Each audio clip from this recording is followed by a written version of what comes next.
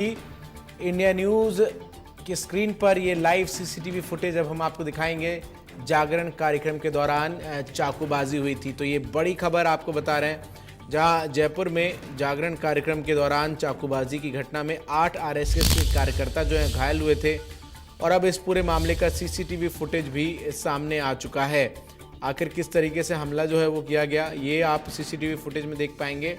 और इस पूरे मामले में 2 लोगों को पुलिस ने हिरासत में ले लिया है और उनसे पूछताछ जारी है। ये भी बड़ी खबर इस वक्त की मैं आपको बता दूं। लेकिन इस पूरे मामले को लेकर जिस तरीके से अब ये बड़ी खबर सामने आ रही है, जहां 8 आरएसएस के कार्यकर्ता इस मामले में घायल हुए हैं। ये बड़ी खबर आपको बता रहा हूं, जहां जयपुर में चाकूबाजी की घटना जो है उसे अंजाम दिया गया और अब इस पूरे मामले में आपको बता दें कि 2 लोगों को हिरासत में ले लिया है। राजस्थान की राजधानी जयपुर से बड़ी खबर सामने आई, जहां एक मंदिर में जागरण कार्यक्रम के दौरान हुई चाकूबाजी में जो है 8 लोग घायल हो गए हैं और इस मामले में 2 आरोपियों को पुलिस ने गिरफ्तार कर लिया। घटना के तुरंत बाद घायलों को अस्पताल पहुंचाया गया, जहां उनका इलाज जारी है। चाकूबाजी की वारदात करणी विहार इलाके में अंजाम दी गई। जानकारी के मुताबिक गुरुवार रात को शरद पूर्णिमा पर कुछ लोग खीर बांट रहे थे। मंदिर में भजन कीर्तन हो रहा था। इस दौरान एक शख्स ने इसका विरोध किया और उसने एक भजन कीर्तन को बंद करने को कहा और इसी बात को लेकर झगड़ा शुरू हो गया और बाद में ये पूरा मामला जो है वो काफ़ी बढ़ गया। रजाउल्ला हमारे सहयोगी अधिक अपडेट्स के साथ हमारे साथ इस वक्त फोन लाइन पर जुड़ रहे हैं। रजाउल्ला, ये पूरा मामला जिस तरीके से सामने आया है, 8 लोग जो हैं वो घायल बताए जा रहे हैं और सीसीटीवी फुटेज भी हम दिखा रहे हैं लगातार दर्शकों को किस तरीके से भजन कीर्तन के दौरान जो है वो हमला हुआ। अब तक पुलिस क्या कुछ इस पूरे मामले में पता लगा पाई है?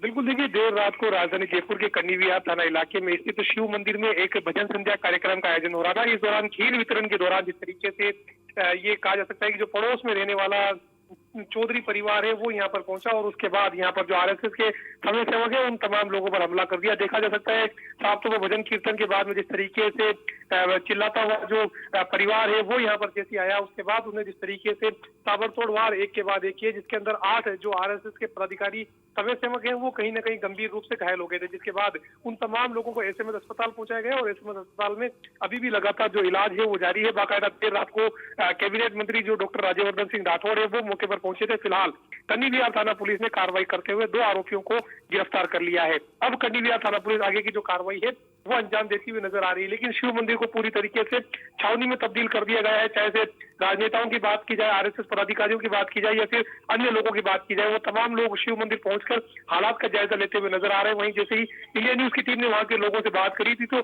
वहां के लोगों का यही कहना था कि जो आरोपी है उस आरोपी के घर पर बुलडोजर यहाँ पर चलना चाहिए। फिलहाल मामले को लेकर जो आगे की कार्रवाई है वो कार्रवाई यहाँ पर अंजाम दी जा रही है। जी, इसके अलावा जिस तरीके से जहां पर ये पूरी घटना हुई है वहां पर अब सुरक्षा के बंदोबस्त कैसे किए गए ताकि कोई भी अप्रिय घटना उस इलाके में ना हो सके?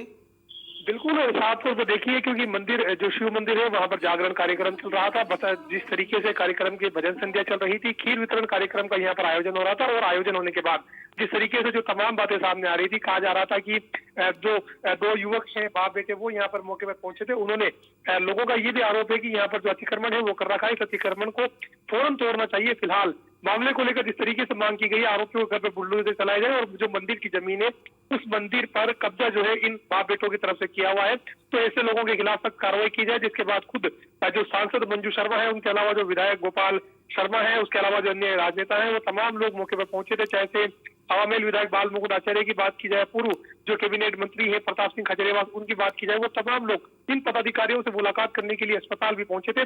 फिलहाल किसी तरीके से शांति व्यवस्था खराब नहीं हो उसके लिए बड़ी संख्या में जो जाब्ता है वो शिव मंदिर के बाहर तैनात कर दिया गया है। जी, घायलों की इस वक्त क्या स्थिति है?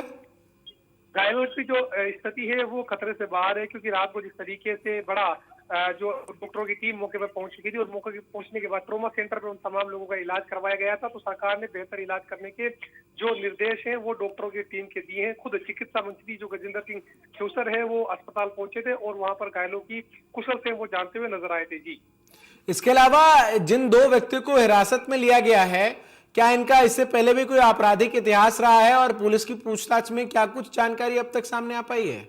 देखिए, पुलिस का कहना है कि जैसे ही मामले को लेकर एफआईआर दर्ज हुई, वैसे ही दोनों बाप बेटे जो आरोपी हैं, उन आरोपियों को गिरफ्तार कर लिया गया। फिलहाल मामले को लेकर जो जांच है, वो जारी है और इन दोनों ही आरोपियों को लेकर जो वहाँ के स्थानीय लोग हैं, चाहे समाज सेवक हो या अन्य लोग हो, उन तमाम लोगों का कहना है कि अपराधी बड़ा भूमाफिया किस्म का लोग है, इसने हमारे ऊपर हमला किया और उसके बाद अपने ही कुछ लोगों को बुलाया और सभी लोगों ने हमारे ऊपर ताबड़तोड़ वार किया, जिसके बाद 8 लोग इस पूरे मामले के अंदर घायल हो गए।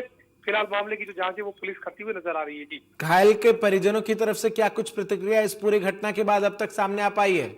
घायलों के परिजनों का कहना है कि जिस तरीके से राजधानी जयपुर में बड़ा मामला सामने आया है, आज समाज सेवक यहाँ पर घायल हुए हैं, तो जो आरोपी है उन आरोपियों के घर पे बुलडोजर चलना चाहिए। शासन प्रशासन से मांग की गई है कि ऐसे आरोपियों को बख्शना नहीं चाहिए, तभी समाज सेवक जो 8 घायल हुए हैं उन तमाम लोगों की जो राहत है, जो घायल हुए हैं उनको तभी इंसाफ मिल पाएगा जब आरोपी के घर पे बुलडोजर चलेगा और वो बड़ा भूमाफिया है, उसकी तमाम संपत्ति को जब्त किया जाए और संपत्ति जब्त करने के बाद जो तमाम कार्रवाई है, उस तमाम कार्रवाई को अमली जामा पहनाया जाएगी। बहुत बहुत शुक्रिया मोहम्मद रजाउल्लाह आपका हमारे साथ जुड़कर तमाम जानकारी, तमाम अपडेट्स दर्शकों तक पहुंचाने के लिए।